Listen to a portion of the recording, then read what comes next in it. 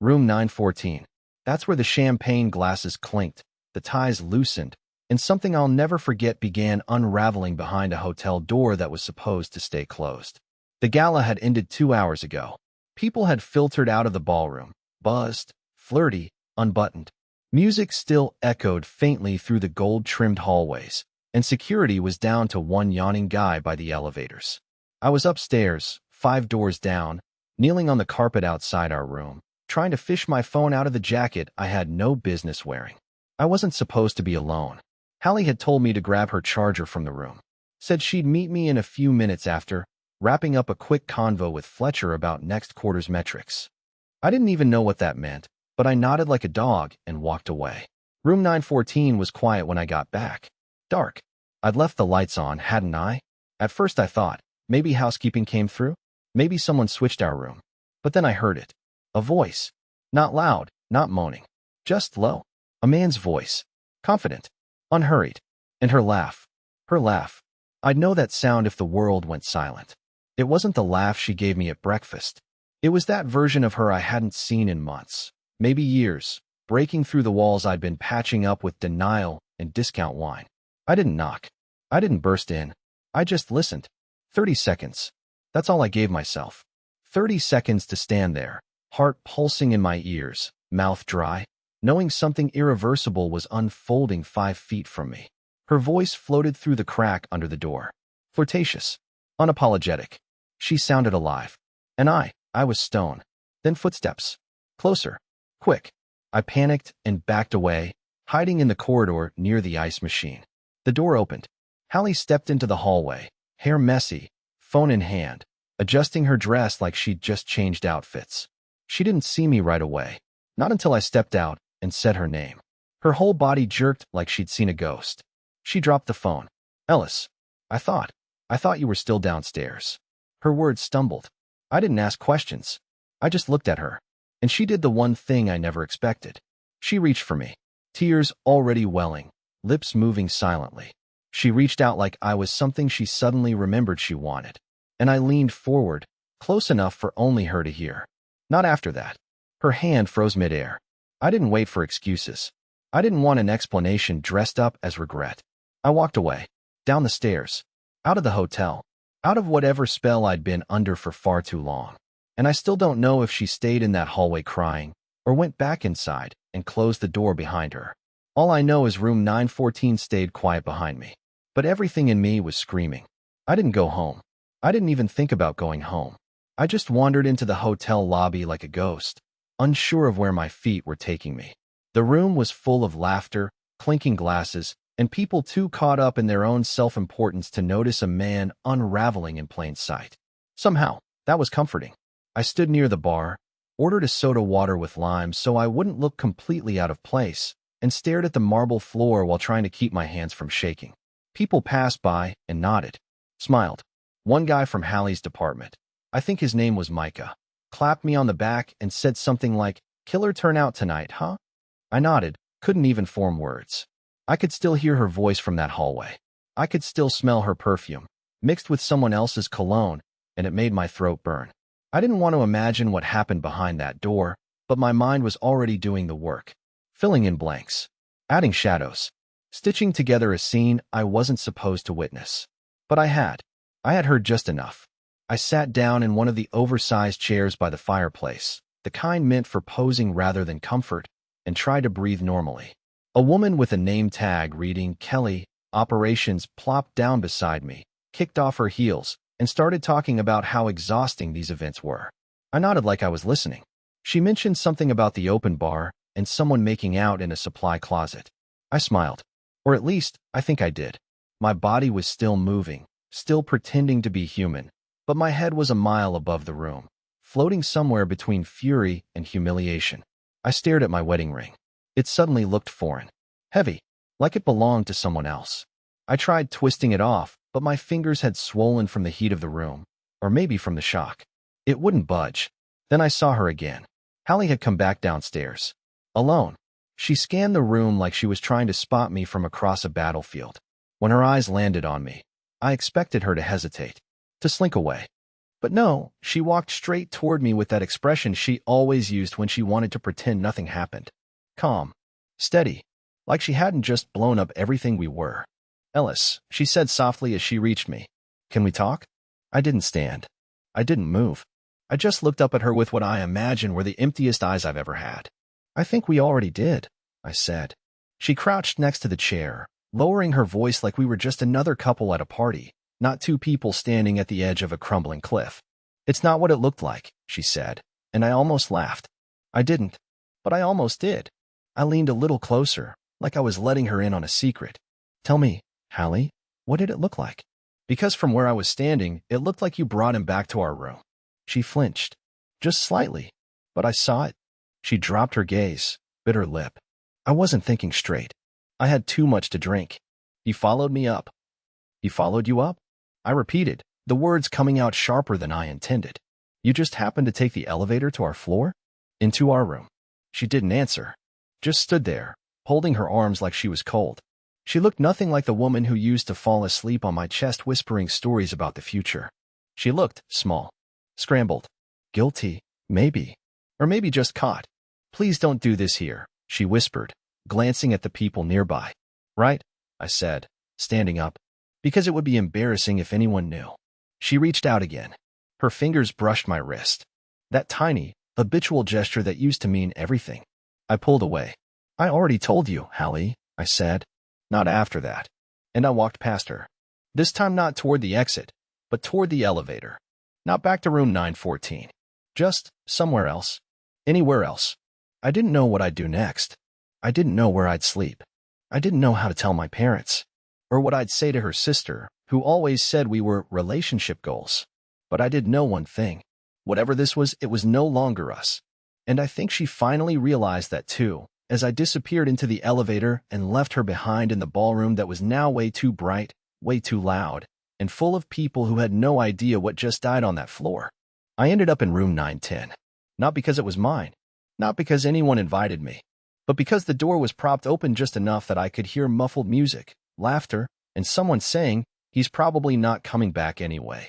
It was one of those casual after-parties that always form at these corporate events. Junior staff with loosened ties, heels in hand, crowded around a minibar and pretending none of it mattered. I walked in like I belonged, took a soda from the table without asking, and sat in the corner where the light didn't quite reach. Nobody asked me who I was.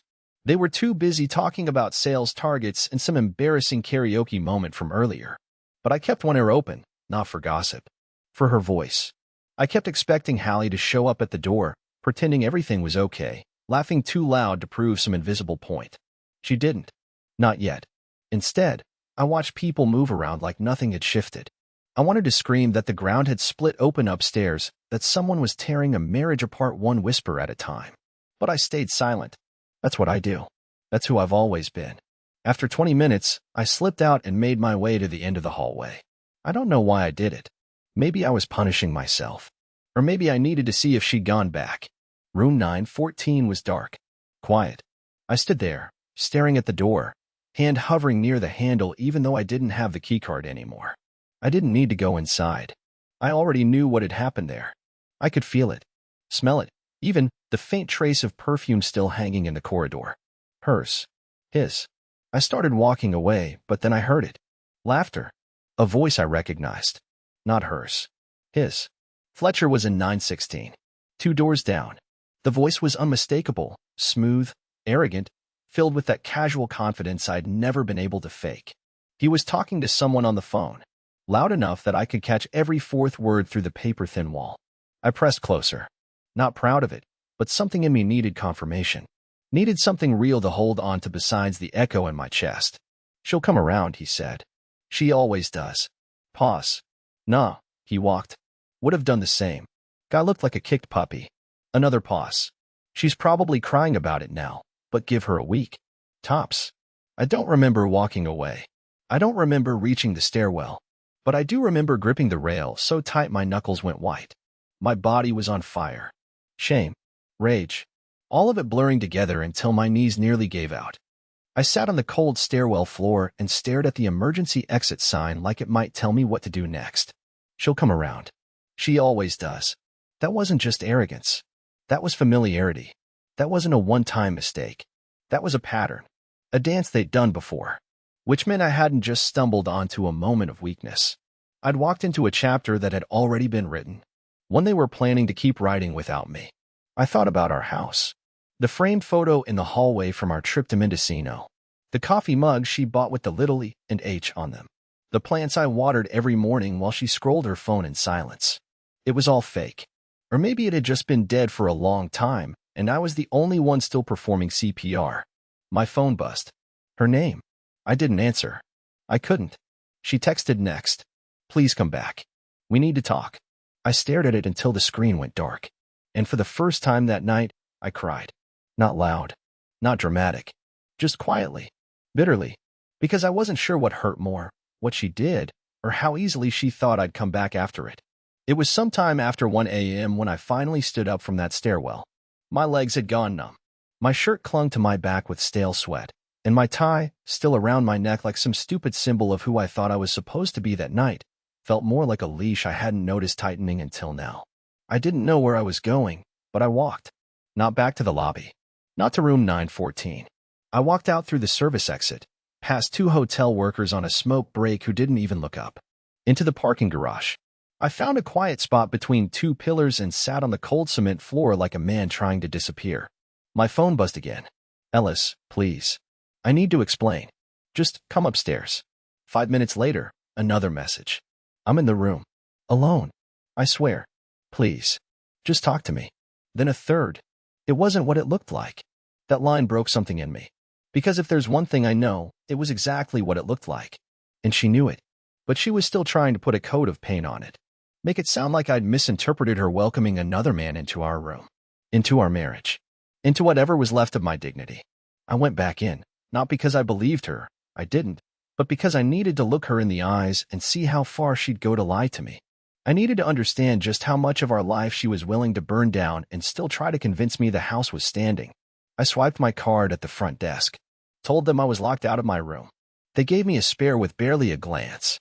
When I opened the door to 914, she was sitting at the edge of the bed, barefoot, hair down, eyes red from crying or pretending to cry. I couldn't tell anymore. The room smelled like stale wine and a mistake that couldn't be taken back. She stood up fast when she saw me. Ellis, thank God. I held up a hand. Don't. Just sit down. She hesitated. Sit. Down. She obeyed. For a second, there was silence. The kind that's thick with everything you'll never be able to unsay. I need you to be honest, I said. You owe me at least that. She nodded, eyes darting like a child caught in a lie. It didn't go as far as you think. Did he touch you? I asked. Yes, she said quickly. Then added, but was it the first time? She paused. And that pause screamed louder than any confession. My breath caught. I stared at her like I didn't know who she was, and maybe I didn't. Maybe the woman I married was already long gone, and this was just her replacement, rehearsing lines she didn't believe in anymore. I made a mistake, she said. It got out of hand. He's been persistent. I didn't know how to shut it down.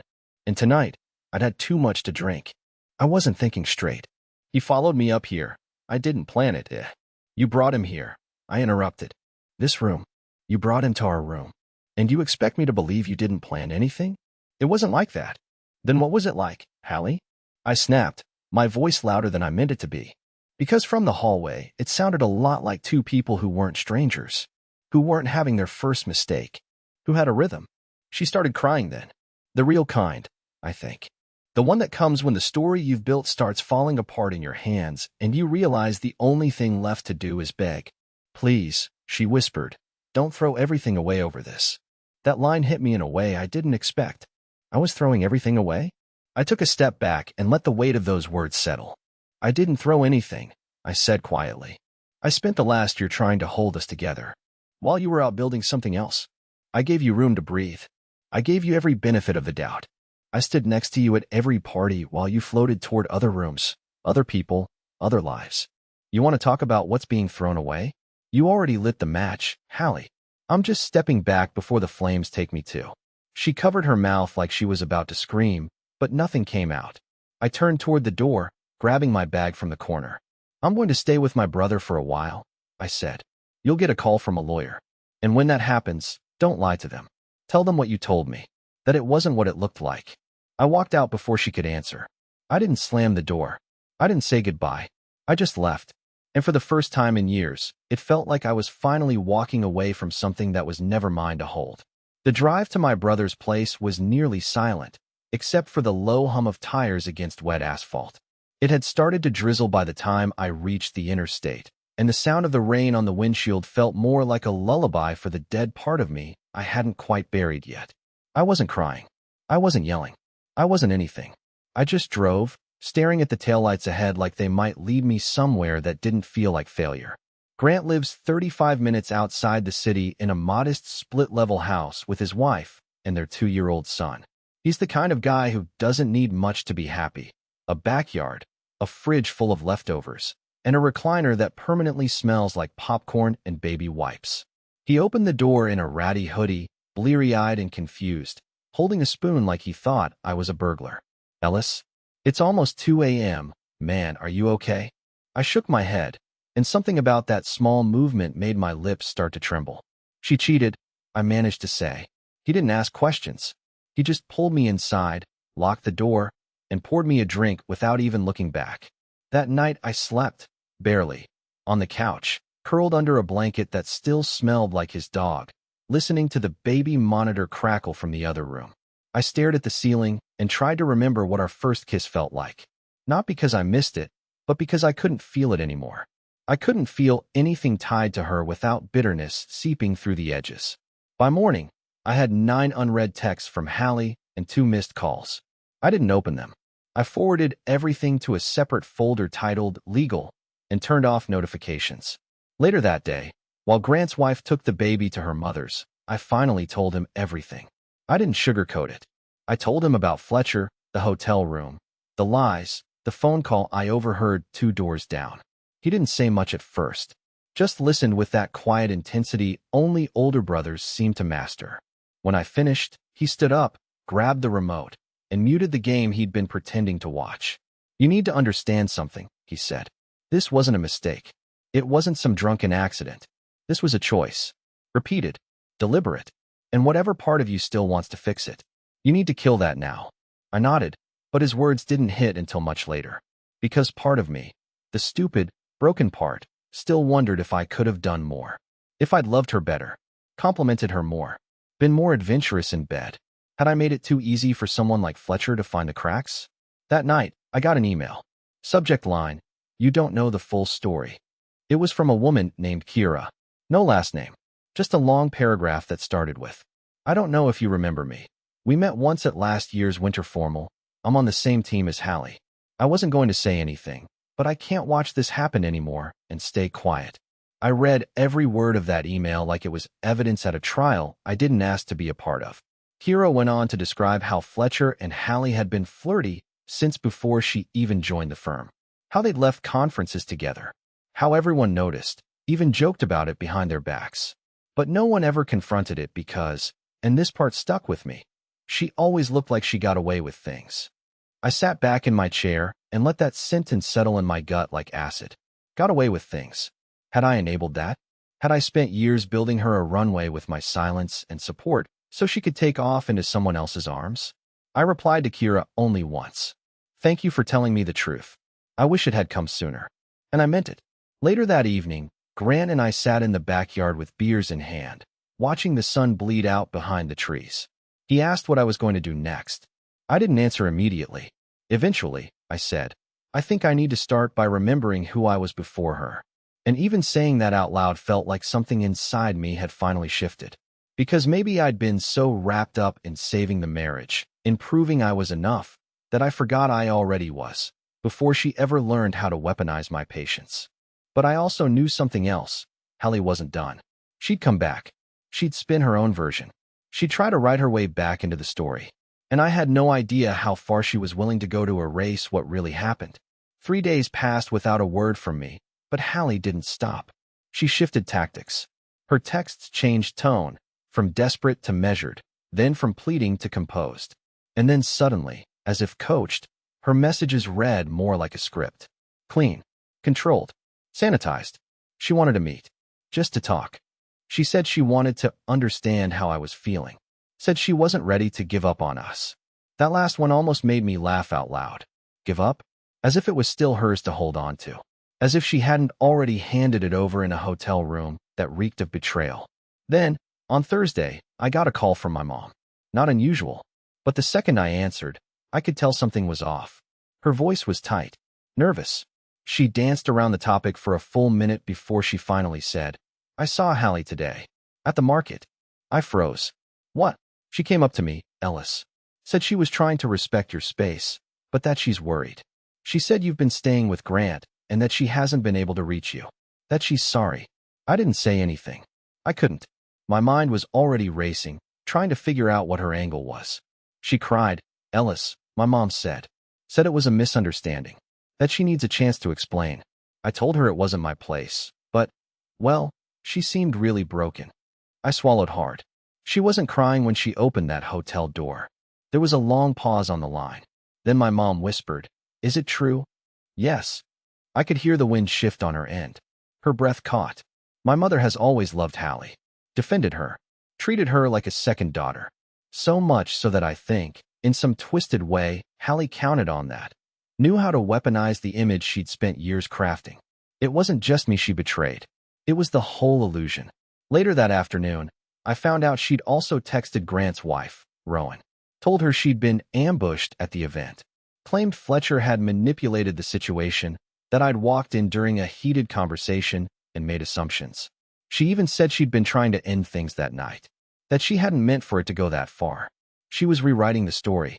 And she wasn't just telling it to strangers. She was planting it in the ears of people close to me. Reshaping the edges. Painting herself as confused, heartbroken, even loyal, if you can believe that. Like I'd walked out on her for something minor. But I wasn't shocked. Hallie has always had a way of shifting blame without ever raising her voice. She never lies directly, just bends truth until it collapses. And what scared me most was that it worked. People listened. People nodded. That night, I decided to meet her, not because I needed closure, but because I needed to see what version of herself she was bringing to the stage now. We met in a neutral place, a small public park near the river, early evening, barely anyone around. She wore a denim jacket over a dress I hadn't seen before, which somehow offended me. That she had the energy to shop, to pick something new to wear for this, like it was a date. She walked up like we were still something. Like I was just being moody, and all it would take was the right words to untangle the mess. Thanks for coming, she said gently. I said nothing. She looked tired, her eyes puffy, but there was something calculated beneath it, like she'd practiced this conversation in the mirror 100 times. I know things look bad, she began. But you walked in at the worst possible moment. I wasn't thinking clearly. I'd had drinks. I didn't want to hurt you. I finally spoke. Then why are you telling everyone you were ambushed? That he manipulated you? That I imagined things? Her face faltered, just slightly. She blinked. I didn't mean it like that. I was trying to explain my side. No, I interrupted. You're trying to keep the version of you alive that everyone still likes. But that version doesn't exist anymore. She stepped forward. Ellis, please. We've been through worse. No, I said again. We've been through hard times. Not betrayal. Not this. I could see it then, her frustration breaking through the softness. The guilt was gone. She'd switched again. You don't have to blow up everything over one mistake, she said, voice sharpening. People survive worse. You're not even trying. That's when I laughed. Not because it was funny, but because it was all so painfully, stupidly familiar. The gaslighting, the rewriting, the attempt to frame my reaction as the problem instead of her actions. I tried, I said. For years. I tried when you stopped looking at me at dinner. I tried when you started locking your phone and sleeping on the far edge of the bed. I tried when you made me feel like a roommate. And still, I stayed. Because I believed you were worth it. That we were worth it. I took a breath. But now I know better. She didn't cry. She didn't scream. She just stood there, stunned, arms limp at her sides, as I turned my back and walked away. This time for real. She didn't follow. And I didn't look back. Because some stories don't deserve sequels. It was almost comical how quiet my life became after that conversation in the park. Not peaceful, not by a long shot, but eerily still. Like the world was holding its breath, waiting to see what I'd do next. Hallie didn't reach out for 2 full days after I walked away. No texts, no calls, not even a passive-aggressive quote posted to her story. For someone who once messaged me from the hallway if I took too long at the grocery store, the silence was deafening. But I knew her too well to think it was surrender. It was strategy. The quiet before her next move. And she didn't disappoint. On the third day, she sent an email. Subject line: please read. It's important.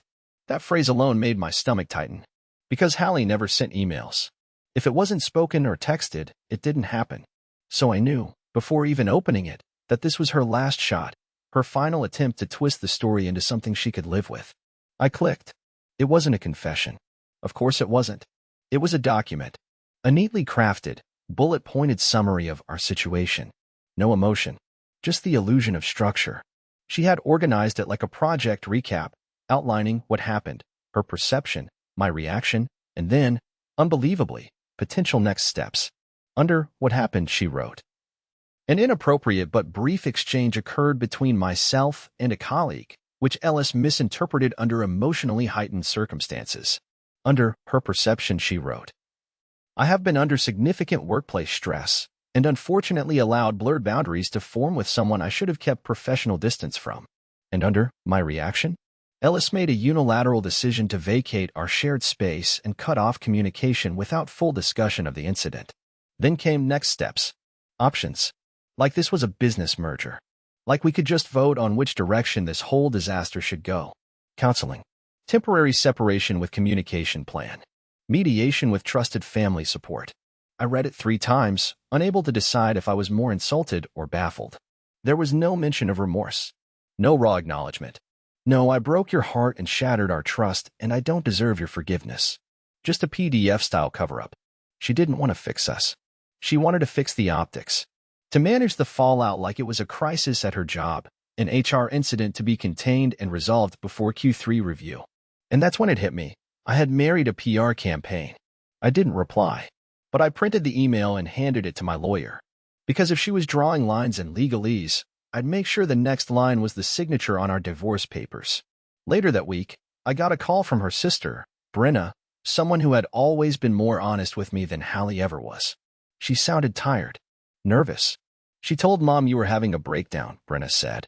Said you imagined the whole thing. That you thought she was cheating, but that you had no proof. I didn't even respond. I just laughed. That tight, bitter laugh that tastes like blood in history. She's spiraling, Ellis. She's not handling this. She's making things up. And I just needed you to know I don't believe her. Thank you, I said. And I meant it. But I also realized something terrifying in that moment. Hallie wasn't just rewriting the story for her sake. She was building a shield, a narrative she could hand to anyone who asked. Because to her, shame was always worse than guilt. If she could convince enough people that I was unstable, dramatic, overreacting, she wouldn't have to carry the weight of what she did. And then came the letter. A real one. In an envelope.